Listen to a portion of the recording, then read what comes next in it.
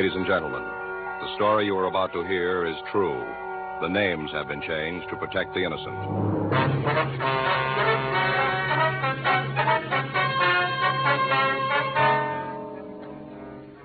You're a detective sergeant. You're assigned to burglary detail. A woman posing as a housemaid has been stealing cash and other valuables from homes in your city. Your job? Stop her.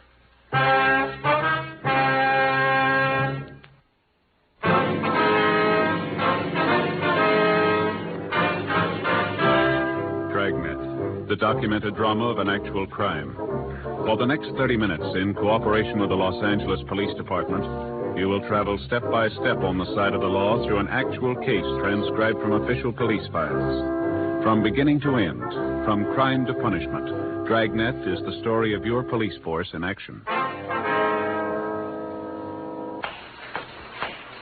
It was Tuesday, October 11th. It was cloudy in Los Angeles. We were working the day watch out of burglary detail. My partner's Frank Smith. The boss is Captain Bernard. My name's Frank. We were on our way back from lunch, and it was 1:17 p.m. when we got to room 45. Burglary. Hey, Smith. Huh? Your wife called while you're out. Wants you to call her back. Oh, thanks. That's funny. Sounded like Faye to call in the middle of the day. Well, Kids were all right when I left this morning. Wonder what she wants. why don't you call her and find out? You're not married, Joe. You don't understand. Sometimes a guy wants a minute to think things over. Sort of prepare himself if he's done something he shouldn't. Mm-hmm. Well, have you? Well, what? Done something you shouldn't? Of course not. Then be my guest. Okay, thanks. And I'll dial 9 for you, too. That's mighty nice.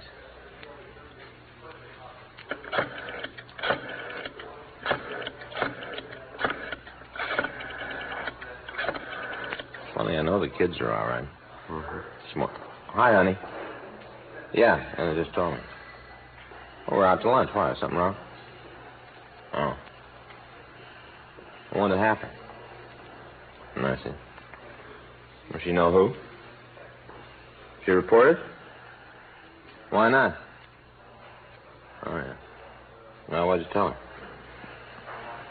I guess we could. Yeah. Sure. This afternoon, I guess.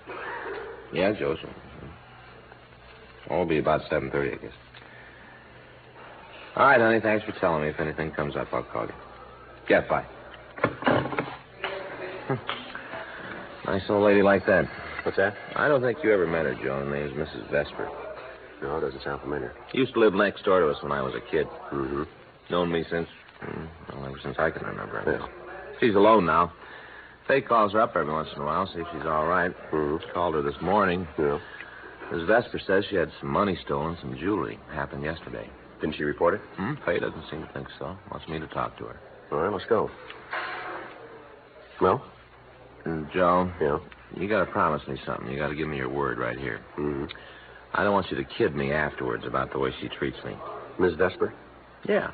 I told you she's known me all my life. Yeah. Well, sometimes she acts like I'm still a little boy. Mm-hmm. You know how it is. Sure. So you won't rib me, huh? No. About anything at all? Well, what are you getting at?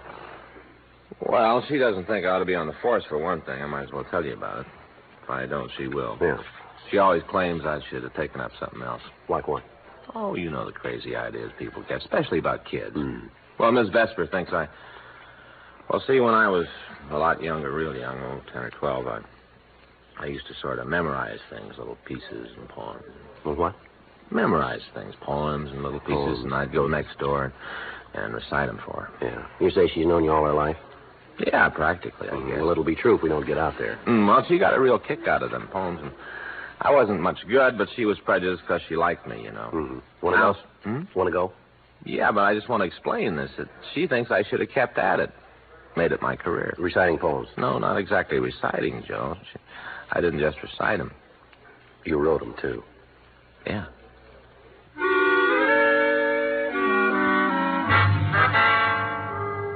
Frank and I left the office and drove out to the home of Mrs. Sarah Vesper. She lived in a small bungalow on Las Palmas Street in the Miracle Mile district.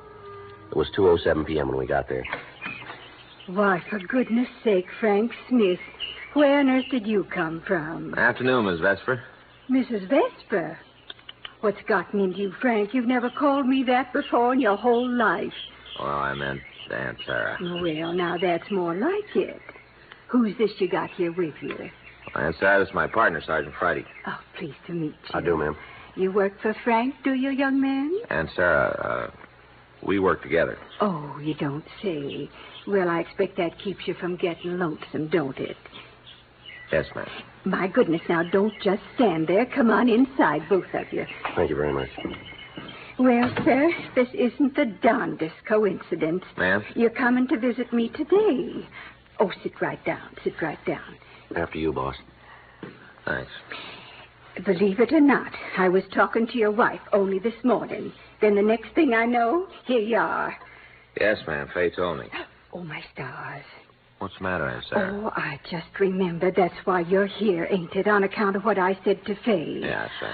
I should never have mentioned it to her. I don't know what's the matter with me. I must be losing my mind or something. I just keep forgetting that you're a policeman.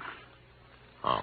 Well, you oughtn't to have been one in the first place. Now, if you'd just taken my advice. Aunt Sarah. Oh, now, don't misunderstand me, please. I'm not criticizing the police. Well, we certainly couldn't get along without them, and I'd be the first to say so. But some people have a talent for one thing, and some people are talented in a different direction. Isn't that right, Mr. Friday? Yes, ma'am. You take Frank here. He had a real talent for making up verses, even when he was just a little tyke. I bet you didn't know that, did you? Well, I heard a little something about it. A real talent, that's what it was. Mm-hmm. Why, I remember some of his poems till my dying day. They rhymed and everything. Is that right? Say, Aunt Sarah, would you tell us That about... one about the rainbow. That was one of his very best. Did he ever do it for you, Mr. Friday? No, I don't think he did. Oh, it gave you such a beautiful picture. Just like an artist had painted it, only with words. You know what I mean? Well, I'm not sure I do. Go ahead, Frank. Say it for Mr. Friday. Oh, please, Aunt Sarah. Now I know he'd like to hear it, wouldn't you, Mr. Friday? I sure would. All right, Frank. The one about the rainbow. I don't remember it, Aunt Sarah. Oh, now you're just being modest. Yes, you are, Frank. Joe. No, really, I don't, Aunt Sarah. I don't remember, not a word, honest. Seems funny you'd forget a thing like that. I mean, when you made it up yourself. Well, it's been a long time. Hasn't been any longer for you than it has for me, and I can still remember it, just as clear as the first time I heard it. What? Rainbow, rainbow up so high. That's how it begun, Mr. Friday. Mm-hmm. Love to hear it, Frank. Rainbow, rainbow up so high, blue and red and yellow and brown, like an arch across the sky. Won't you ever tumble down? Where did it go from there, Frank? The next verse, what was it? I'm sorry, Aunt Sarah, but we haven't got much time. Oh, well, anyway, that gives you an idea of Frank's talent. Yes, ma'am, it sure does. Oh, come on. Aunt Sarah, would you just tell us about the things that were stolen from you? Miss Vesper. Oh, well, I suppose I should have got in touch with the police. Yes, ma'am, you should have. Well, I didn't see where that would help matters none.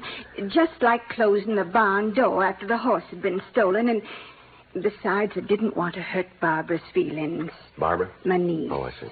You remember Barbara, Frank? Hmm? Oh, sure. You played out in the backyard with her the whole summer she was visiting me. Kind of a scrawny girl. Oh. Of course, she's filled out now. You just wouldn't recognize her. Has 2 children of her own. Nice home out in Westwood. Yes, ma'am. What's your niece got to do with all this, Miss Vesper? Oh, she's the one who sent her. Ma'am? The cleaning woman. Well, did you know your niece was sending this woman over? No. I guess it was supposed to be kind of a surprise. Oh? Anyway, she just come up to the door yesterday morning, long about 9:30, announced that she was ready to go to work. I see. First, I didn't know what she was getting at. And then she explained about Barbara hiring her to give me a hand. Of course, I don't need nobody. Little place like this, no trouble at all. Yes, ma'am.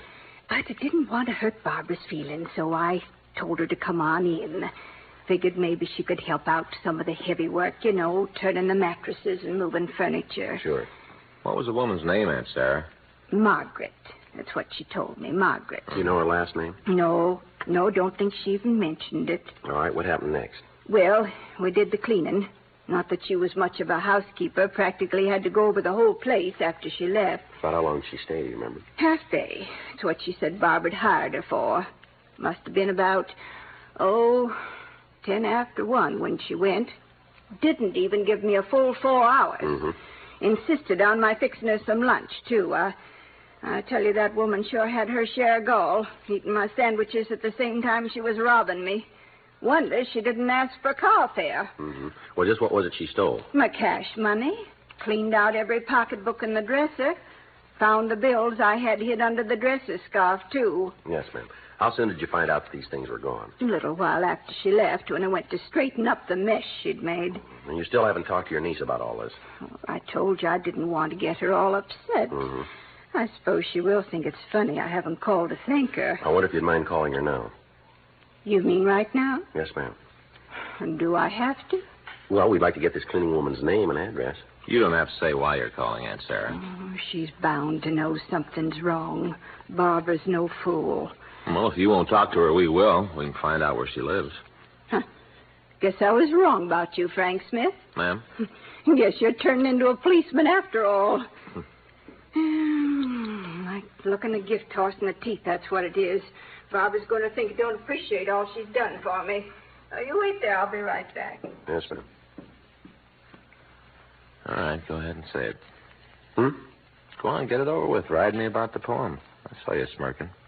I'd rather you did that than just sit there with that silly smirk on your face.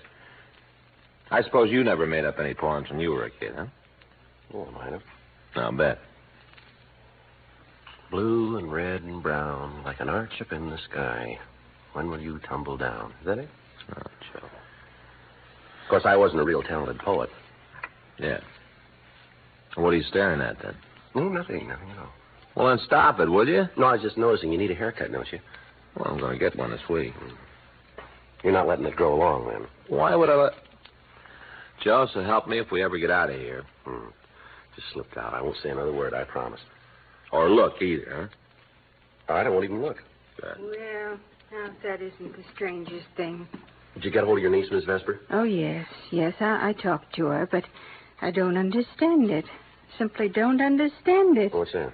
That cleaning woman. What about her? Barbara didn't have anything to do with it. Oh? She's never even heard of her.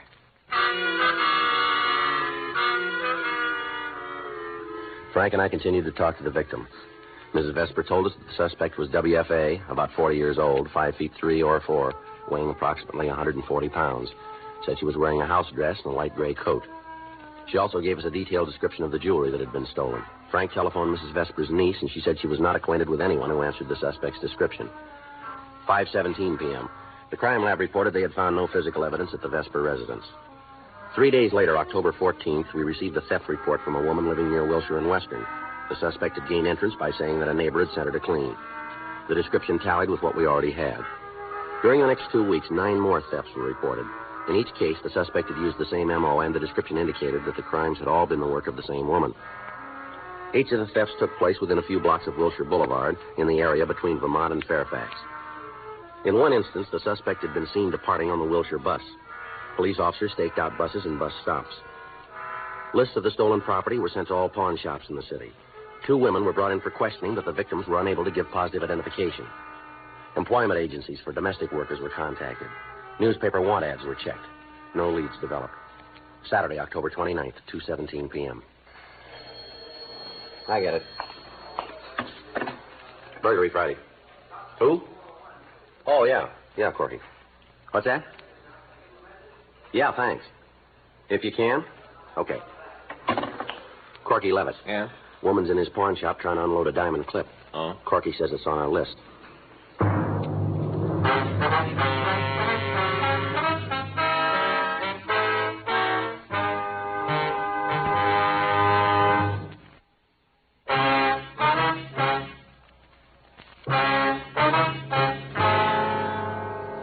We left the office and drove down to Corky Levitt's pawn shop on South Main. Over the phone, Corky had said he would stall the woman as long as he could. It was 2:28 p.m. when we got to his place. The woman was still there. You make up your mind, Buster, give me some dough on the thing or hand it back. I'll take it someplace else. Let's have a look at it, Corky. Sure. Hey, what is this? Police officers. Huh? All right, let's go. Take your hands off me or I'll I clop. said let's go. Thanks, Sparky. Sure, you bet. Yeah, thanks a lot. I suppose you let me in on it. What's the beef? We'll talk it over at the office, huh? About what? This clip. You mean it's hot? Is that what you're getting at? Why don't you tell us? Well, wouldn't you know it? Lucky Rita. Sure walked into it this time, didn't I? Looks like it. You clowns have got your minds all made up. You think I stole that pin, don't you? Somebody did. 2:42 p.m. We contacted Control 1 and notified them we were bringing in a female suspect. They took down our mileage and location and made a note of the time. 8 minutes later, we pulled into the city hall and we again checked with Control 1. While the suspect was being searched by a policewoman, we talked to one of the victims. The victim positively identified the diamond clip as belonging to her. 3:41 p.m. We interrogated the suspect in the squad room. All right, sit down over there. You want a cigarette? Yeah.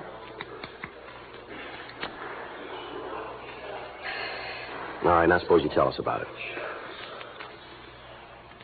Come on, Rita, let's get it over with. What's there to tell? You guys know all the answers. We know some of them. Your name's Rita Baines. You've fallen 3 times, forgery, grand theft, burglary. You made 2 trips to Tehachapi and 1 to Corona. So you looked up my record. Big deal. Now, let's talk about this diamond clip, huh? Okay. Pretty, ain't it? Where'd you get it, Rita? Didn't I steal it? Isn't that why you brought me up here?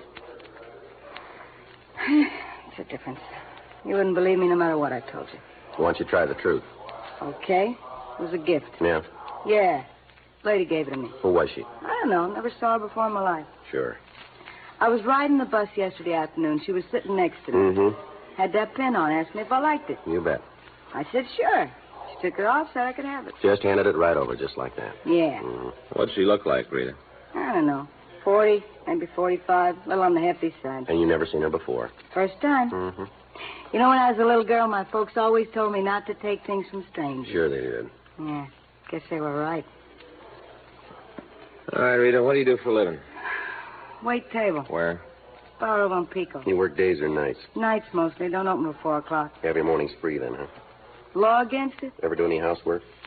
Straighten up my room once in a while. Ever do housework for somebody else? What do you mean? Like a cleaning woman. I ain't that hard up for a job, even with a record. All right, let's talk about this pin some more. You didn't believe me, did you? Pretty hard to swallow, isn't it? Yeah. The lady it belongs to says worth over $100. Pawnbroker didn't think so. People don't go around giving away $100 clips now, do they? Where'd you get it? Dame on the bus asked me if I liked it. I said yes, she gave it to me. Yeah. You guys don't mind if I stick to that story, do you? Seeing as how it's the truth? Which bus were you riding? Wilshire. Where'd your friend get off? She wasn't my Where'd friend. she get off? I don't know. I got off first. Mm-hmm. You know, if it was somebody else telling you this, you might go along with it. Yeah, sure we would. But not me. Not Rita Baines. You cops give a gal a record, from then on she might as well be dead. Sure. Anytime there's trouble, pick her up. She probably did it. If she tells you different, she's probably lying. You know, you got one thing wrong, Rita. I ought to know. It's happened to me often enough. I'm the gal with the record. Yeah, but we didn't give it to you.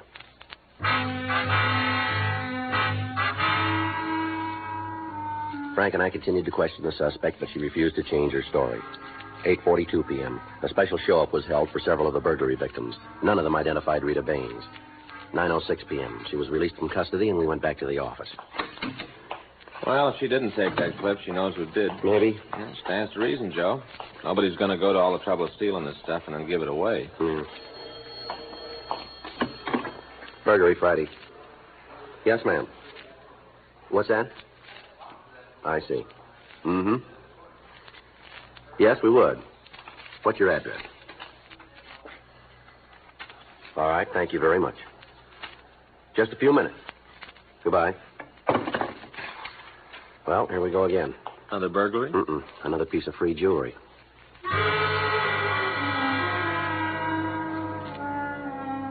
Frank and I drove out to an address on South Ridgely Drive. 9:32 p.m. We talked to Mrs. Lucy Heflin.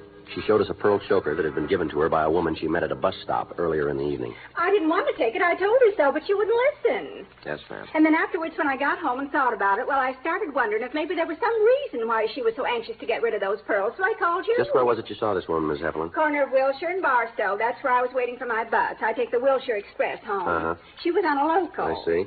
And when it pulled up, she got out. I guess she must have turned her ankle or something. Anyway, she dropped her pocketbook. Mm-hmm. Well, I Helped her pick up her things, and that's when she gave me this choker. I see. Said she didn't have any use for it herself and for me to keep it. Tried to give it back, but she wouldn't wait. Mm-hmm. I tried to follow her, but just then my bus came along, and I knew there wouldn't be another one for maybe an hour. Yes, ma'am. They don't run very regular after 8 o'clock. Yes. Anyway, I figured I could always return the choker if that seemed like the best thing. How were you going to do that, Miss Heflin? Do you know the woman? Oh, no, but I watched her from the bus. We had to wait for the light to change. Yeah. Saw her go into a building, apartment house. Oh? I suppose that's where she lives.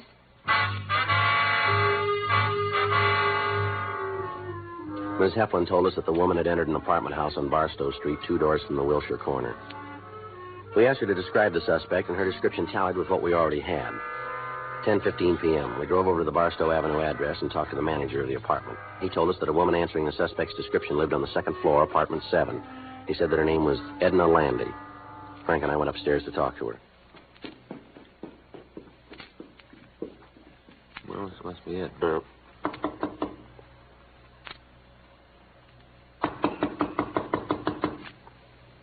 Somebody's coming. Yeah. Miss Landy? Yes, sir. Police officers. Oh, I'd like you to come downtown with us, Miss Landy. all right. I'll get my coat. Never mind, I'll get it for you.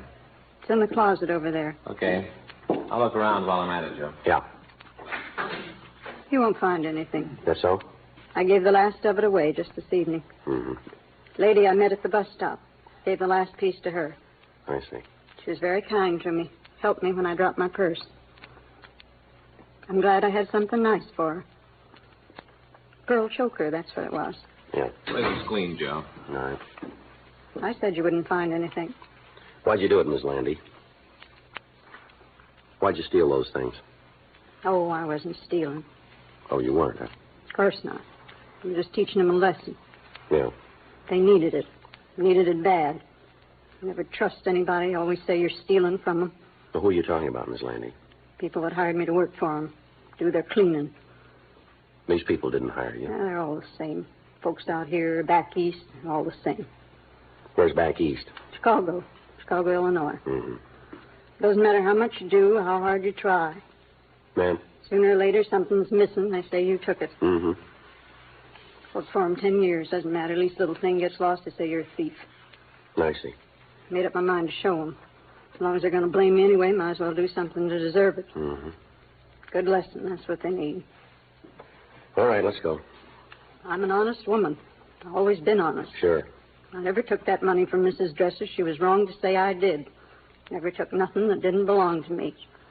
Until you came out here. That's different. Even then, I wasn't taken from myself. I gave all the jewelry away. It wasn't for me. Well, it was more than jewelry, Miss Landy. A lot of money missing, too. No, I didn't keep it. Oh? I sent it off, every penny. Sent it to charity, different charities all over. I wouldn't keep something that wasn't mine. I see. Maybe next time they'll be a little more careful who they say is a thief. Yes, ma'am. It isn't right to accuse somebody when she hasn't done it just because you're the cleaning woman. That doesn't mean you're not honest. Mm-hmm. Well, I showed them. Showed them if I really wanted to be a crook, how easy it was. Mm-hmm. You mustn't think I was doing anything wrong. No. Just trying to make them understand, that's all. Cleaning woman's like everybody else. She's got feelings, too, and pride like everybody else. Mm-hmm. Maybe now they'll see where they made their mistake. Yeah. Well, they better. I won't stand for being called a liar and a thief, not anymore. Folks better treat me a whole lot different from here on in. Well, that's right, Miss Landy. What? They will.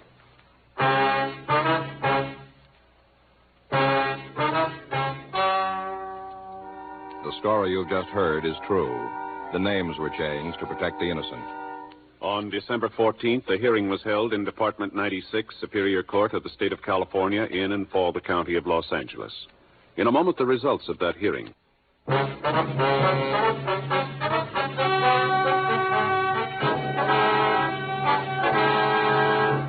Edna Foster Landy was examined by 3 psychiatrists appointed by the court and was found to be mentally incompetent.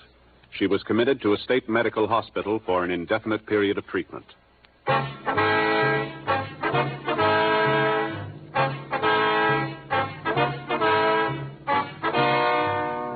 You have just heard Dragnet, a series of authentic cases from official files. Technical advice comes from the Office of Chief of Police W.H. Parker, Los Angeles Police Department.